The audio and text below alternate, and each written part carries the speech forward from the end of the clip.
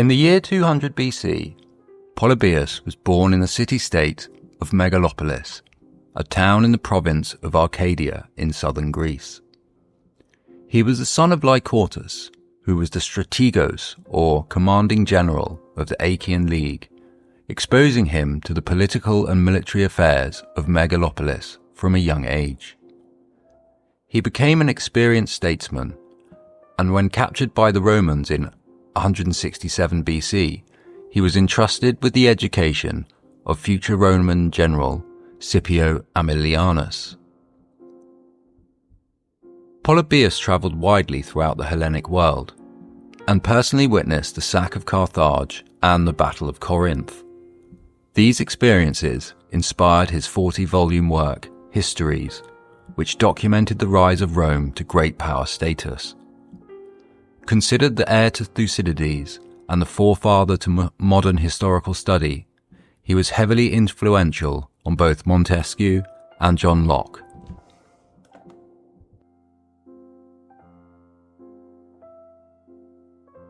Polybius's most profound insight into history is the development of his kyklos, or cycle of political authority. There are various modern interpretations, but the general sequence proceeds as follows. First, there is a monarchy. Leadership of an influential and wise leader emerges. Power passes via heredity. This then descends into tyranny, as generations of rule result in abuse of authority for personal gain. This is replaced by an aristocracy, an influential and powerful class that overthrow the monarchy, which then again descends into oligarchy when descendants of aristocrats abuse power for personal gain. They are in turn replaced by a democracy, emergence of rule by the many via representative systems. And this descends into ochlocracy. People of the state become corrupted and entitled, and it descends into rule by the mob. The Roman Empire was divided in two in 286 BC, and the western half had collapsed by 476 AD, creating a political vacuum in Western Europe and setting the stage for the cycle to begin again.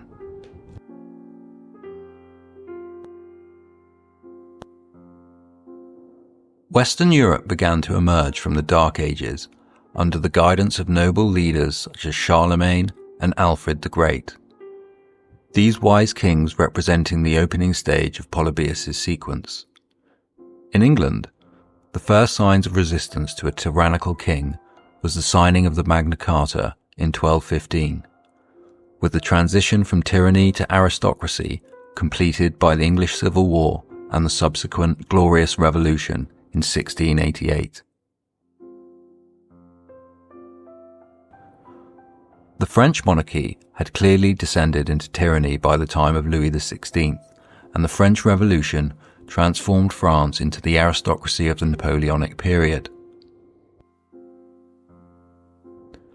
Popular resistance to the rotten boroughs in England and repeated political turmoil and disenfranchisement in France eventually led to the establishing of universal suffrage by the early 20th century, and the transfer from oligarchy to democracy was complete.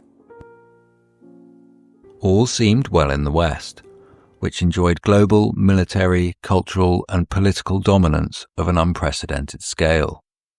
Some more insightful characters saw that this was not the zenith, but in fact the beginning of the end.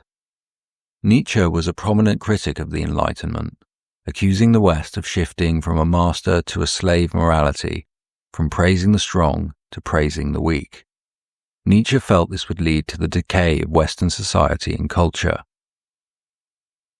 Oswald Spengler released the first volume of Decline of the West in 1918, predicting that around the year 2000, Western civilization would enter a period of pre-death emergency and then 200 years of Caesarism, or extra-constitutional omnipotence of the executive branch of government, before its final collapse.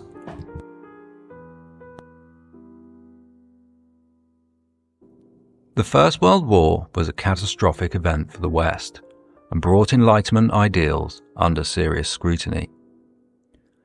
The appeal to human rationality and mutually beneficial global trade had failed to prevent a major power conflict, and industrialization had made this war far more destructive than ever before.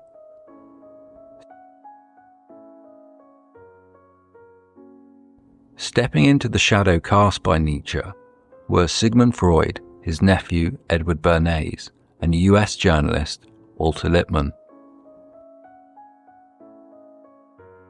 With the establishment and rise of the social register, the early 20th century was a time of consolidation for the American elites, and 3 books, published in the space of 8 years, gave a clear indication of how these new elites saw themselves and their relationship with the mass of society.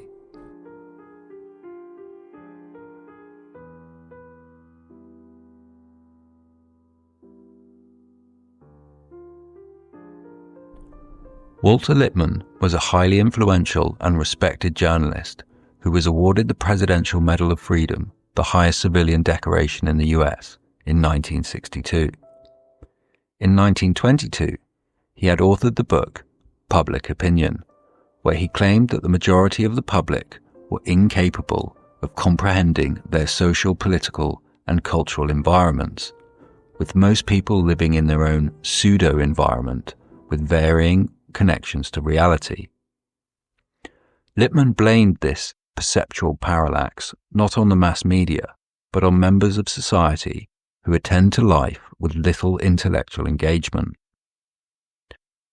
This bewildered herd would have their ideas corralled by the mass media, where the function of news is to signal an event, and that signalling is the consequence of editorial selection and judgment.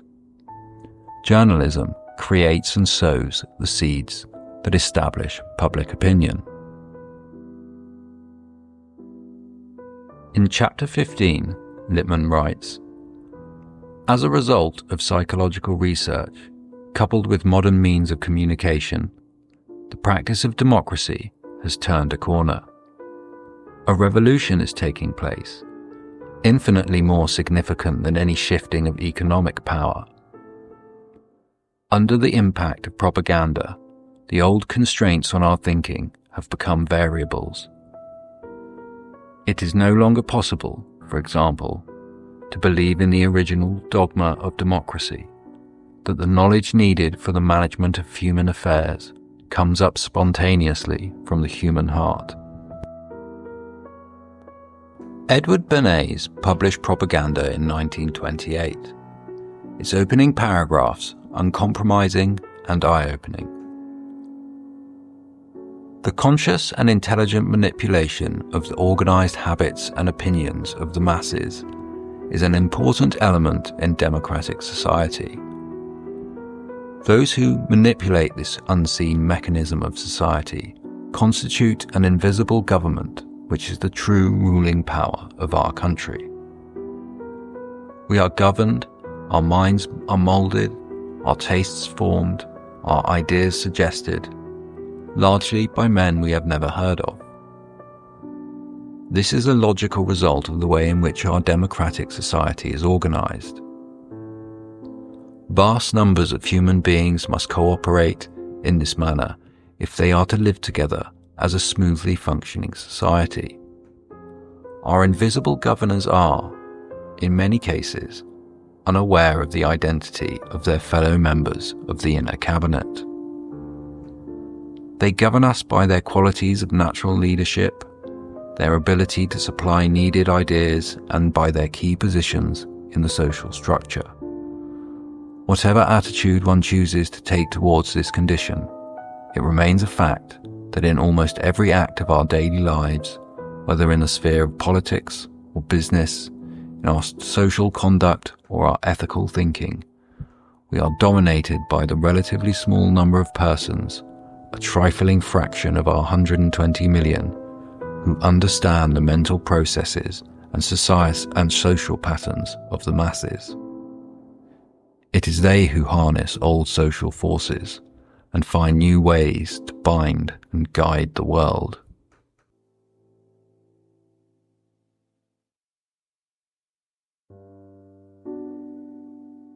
For Bernays, even entertainment was a way of manipulating the opinions of the masses.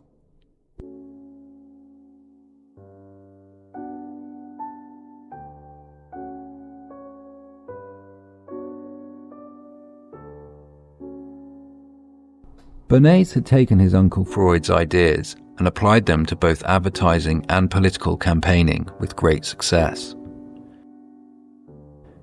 In 1930, Freud published Civilization and its Discontents, which reinforced his pessimistic view of human nature. He saw civilization as fundamentally paradoxical, both a solution to protect ourselves from unhappiness, but also our greatest cause of unhappiness, born from the eternal struggle between the interpersonal forces of love and hate.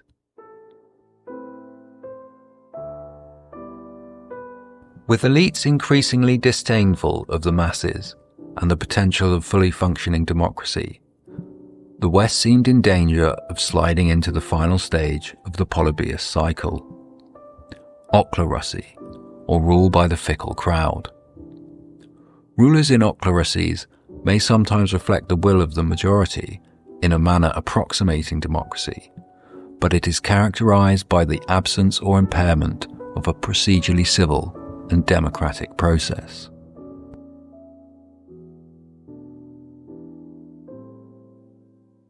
Between 1934 and 1961, Arnold Toynbee published his magnus opus, A Study of History, a universal interpretation of all of history's major civilizations and the cyclical patterns they are destined to endure.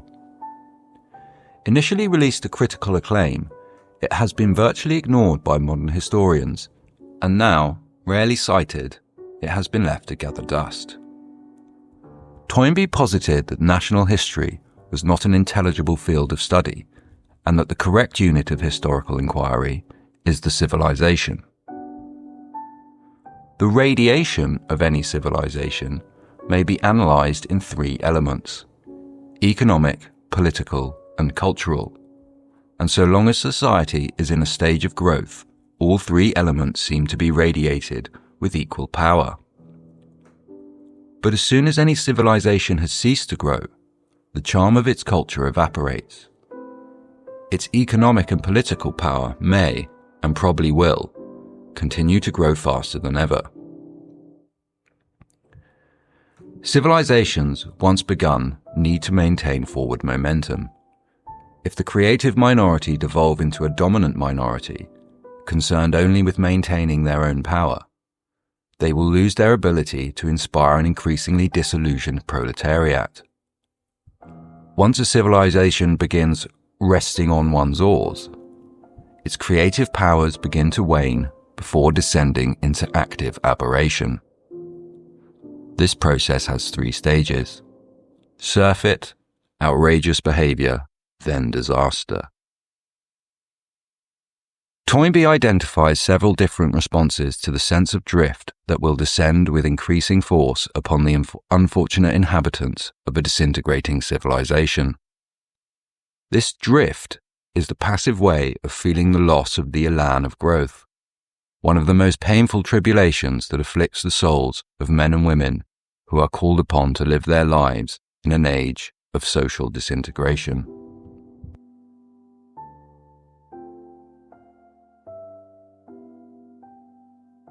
Both are attempts at self-expression.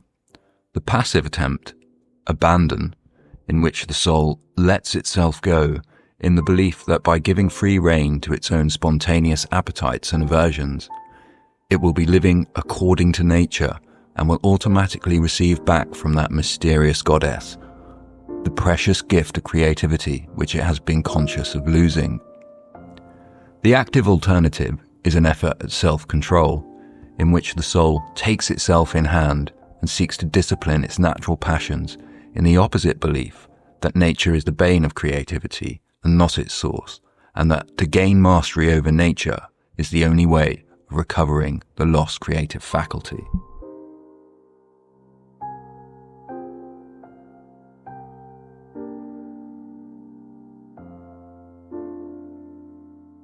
The truancy and martyrdom we are now considering are special forms, inspired by a particular attitude to life. The truant soul of which we are in search is a soul whose truancy is inspired by a genuine feeling that the cause which it serves is not really worth the service that the cause demands of it. Similarly, the martyr soul of which we are in search is the soul which goes to martyrdom not merely or mainly to render practical service to the furtherance of the cause, but rather to satisfy a craving of the soul itself for deliverance from the heavy and weary weight of all this unintelligible world.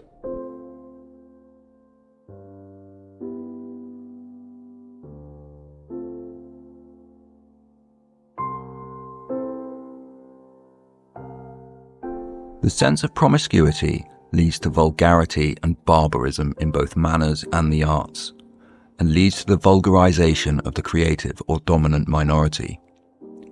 The antithesis to this is the sense of unity, aroused by the same disintegration that in some provokes the sense of promiscuity. The painfully perturbing dissolution of familiar forms, which suggests to weaker spirits that the ultimate reality is nothing but a chaos, may reveal to some a steadier or more spirited vision, the truth that the flickering film of the phenomenal world is an illusion which cannot obscure the eternal unity that lies behind it. Alexander the Great's vision on Concord never faded out of the Hellenic world so long as a vestige of Hellenism survived. And 300 years after his death, we find Augustus putting Alexander's head on his signet ring as an acknowledgement of the source from which he was seeking inspiration for the arduous task of establishing Pax Romana. But as the 20th century drew towards its end, the more pessimistic views of humanity and the future of the West appear to have been misguided. A sudden, unexpected triumph in the Cold War left the West unrivaled in what appeared to be total victory for enlightened liberal democracy. The end of history. In the 1990s, Western elites certainly thought so. Francis Fukuyama's The End of History and the Last Man was the vogue intellectual book of the 1990s, with widespread agreement that liberal democracy had proven undoubtedly the superior political system, and therefore eliminating the need for any future progression to alternative systems. Free markets and parliamentary democracies would be the blueprint for all human governments going forward. While Fukuyama basked in the praise of the intellectual and political elites, there was one person who offered an alternative assessment of the grand chessboard. Fukuyama's former teacher at Harvard, Samuel Huntington. Huntington saw the post-Cold War world as consisting of 7 or 8 civilizations. Cultural commonalities and differences shape the interests and associations of states. The most important countries in the world come from different civilizations, with differing patterns of economic and political development. The key issues on the international agenda invoke differences between these civilizations. Power is shifting from the long predominant West, and global politics has become multipolar.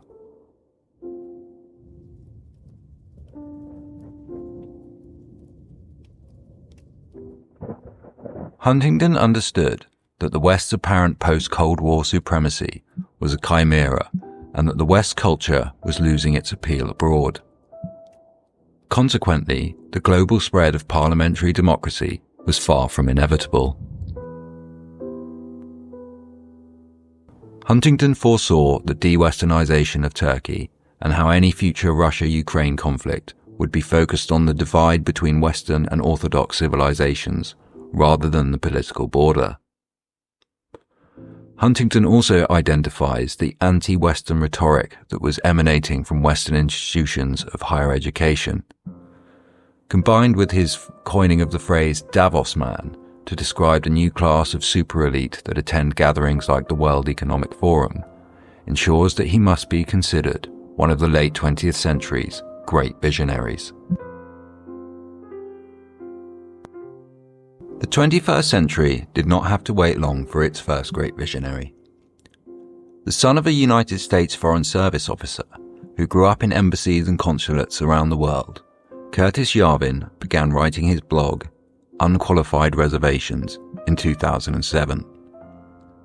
It was an attempt to illustrate the matrix-like illusions that had clouded people's judgments as to how their governments actually functioned. Drawing from the experiences of his political upbringing, Yarvin wrote over 1 million words under the pen name Mencius Moldbug, back when most people were focusing on the Occupy movement. Yarvin's initial brush with publicity was mainly negative, as is often the case for intellectuals with outlandish ideas. But this has not prevented the growing and seemingly unstoppable rise of his influence. Yarvin argues that the power of the presidency has been slowly eroded over the 20th century, with modern presidents having far less power over the executive branch in comparison to Johnson or Roosevelt. He identifies 5 distinct power centers that are present in modern democracy. The castle, this represents military power. The factory, economic power represented by the stock market. The bureaucracy, organizational power represented by the organs of government such as civil service or State Department. The cathedral, this Yarvin considers the most important power, the opinion-forming power of education, media and think tanks.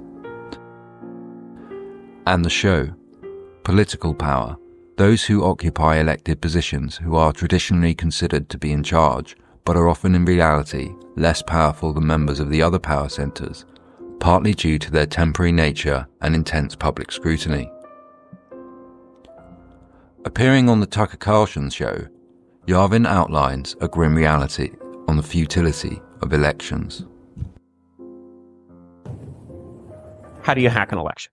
So, people will be like, oh, you go into the voting machines or you print up, spare ballots in China or whatever. No, these are rookie numbers. Like, this is not how you hack an election. The way you hack an election is by changing the meaning of the election. And the way you hack an election is not by eliminating your ability to vote for a certain candidate, but by simply taking away the power from the politicians you elect. In other words, turning them from Elizabeth I, who actually could say off of your head, to Elizabeth II. And so when you look at the legal positions that Elizabeth I and Elizabeth II occupied, they're exactly the same position. She's the queen. And so now it seems the West has completed Polybius' sequence, and more people are starting to realize that the hallowed democracies they have been raised to praise as the pinnacle of human government are becoming more of a charade with each passing day. From the draconian COVID lockdowns to the Ukraine war narrative, the general public are starting to see how our establishment makes endless mistakes, lies about those mistakes, and no one is held accountable. The Ukraine war is perhaps the perfect illustration of how democracy has become a hollowed out and meaningless word. The 2004 Ukrainian elections were contested by Western-backed Viktor Yushchenko and Russian-backed Viktor Yanukovych. The official result was a victory for Yanukovych, but thousands contested the result while authorities refused to investigate allegations of fraud, something that is becoming increasingly common in democratic elections. Yushchenko's supporters forced another election by blockading and occupying government buildings, an action that is clearly a fascist insurrection in the United States, but an acceptable democratic protest in Ukraine. Yanukovych was successful in the 2010 elections, judged free and fair by international observers. 3 years into his presidency, after Yanukovych turned to the Russians after being denied a loan from the IMF, violent clashes broke out between protesters and police. On the 24th of November 2013, Euromaidan protesters attacked the building of cabinet ministers of Ukraine over the postponing of a trade deal with the EU. the situation quickly devolved into deadly violence, with the Euromaidan protesters using equipment and techniques that strongly suggested prior planning. It is known that Western NGOs have been active within the Ukraine for some time. I set up a foundation in Ukraine before Ukraine became independent of Russia. And the foundation has been functioning ever since. And it played an important part in events now. That high-ranking US officials sided with violent rioters against a democratically elected government. Congress were visiting Ukraine during that period, most famously Congressman John McCain. So some of the people who were challenging their government, their elected government at that point, were being told by a senior U.S. official, a person who ran for president and a top official in the U.S. Congress, that the U.S. was with them. I'm Senator John McCain, and it's always a pleasure to be back in Ukraine. Senator McCain was, in a sense, giving the people in the Maidan a feeling that they had the backing of the most powerful country on earth.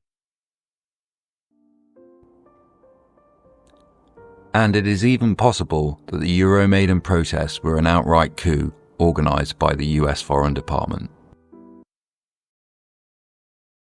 Of credibility are being raised after a private chat between two top U.S. diplomats was leaked online. I think Yats is the guy who's got the economic experience, the governing experience. He's the guy, what he needs is Klitsch and Tony Book on the outside. I just think Klitsch going in, he's going to be at that level working for Yatsenyuk. It's just not going to work. Yeah, no, I think that's right. Okay. Good. Well, do you want us to try to set up a call with him as the next step? Sullivan's come back to me, VFR, saying you need Biden, and I said probably tomorrow for an attaboy and to get the deets to stick.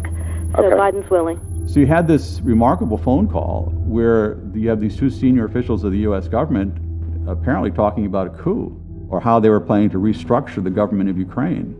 Fuck the EU.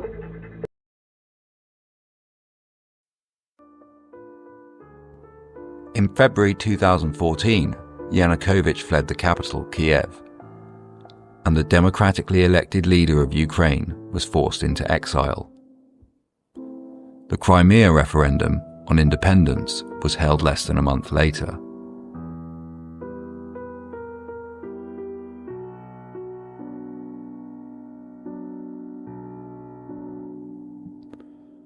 In May 2014, 48 people died in a fire in the trades union building in Odessa, a crime for which no one has been charged due to inadequate investigations.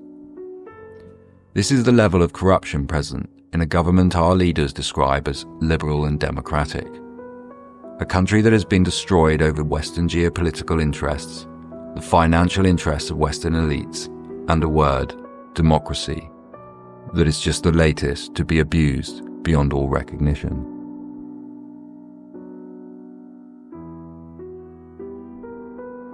Something to remember when you're struggling with your heating bills this winter.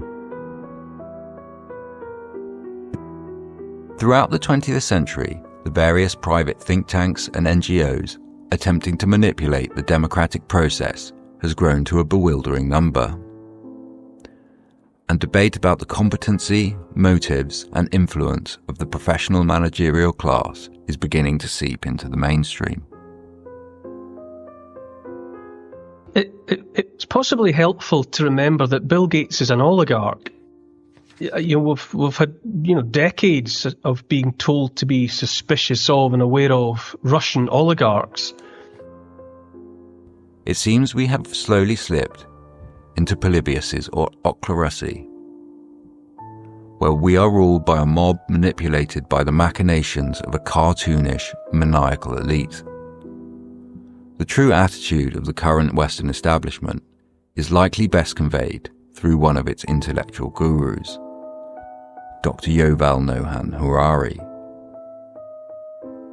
Problem is more boredom and what to do with them and how will they find some sense of meaning in life when they are basically meaningless, worthless. My best guess at present is a combination of drugs and computer games. In the 1990s, a study authored by then National Security Advisor Dr. Henry Kissinger was declassified. It leaves no doubt that high-ranking US officials have been concerned with reducing global population growth since the 1970s.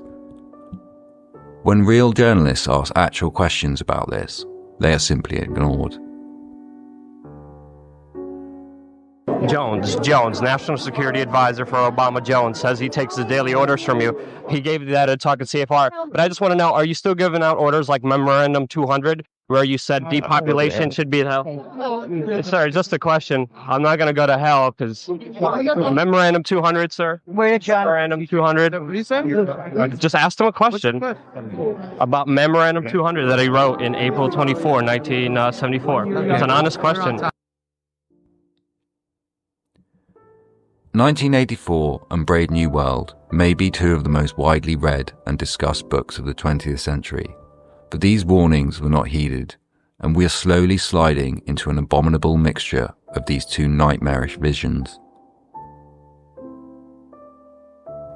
Under the most aesthetically distasteful flag ever created. If there's to be any escape from this looming totalitarian technocracy, we may have to accept that mass civilization is a thing of the past and wait patiently for a wise and influential leader to emerge, the noblest of nobles, so that we may start the Polybius sequence once more.